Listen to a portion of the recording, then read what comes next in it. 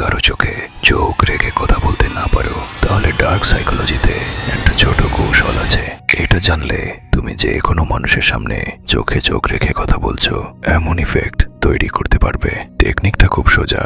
যে মানুষের সাথে তুমি কথা বলছো তার চোখের দিকে না, তার কপালের ঠিক মাঝখানে তাকাও। তার টেনশন পয়েন্ট বা তার ফোকাস লাইন সে মনে করবে তুমি সরাসরি তার চোখে তাকিয়ে আছো, আর তোমার কনফিডেন্সও ভেঙে পড়বে না। আর একটা জিনিস, কথা বলার সময় মাথা একটু সোজা রাখো, গলার টোন হালকা নিচু রাখো, আর প্রথম 3 সেকেন্ড হাসি দিয়ে শুরু করো। এই 3টা জিনিস মিলে তোমার চারপাশে একটা ডমিনেন্স ইফেক্ট তৈরি করবে। ডার্ক সাইকোলজির মতে যে মানুষ চোখে চোখ না রেখে কপালের দিকে তাকিয়ে কথা বলে তার প্রতি অন্যেরা অজান্তেই রেসপেক্ট আর বিশ্বাস বেশি করে।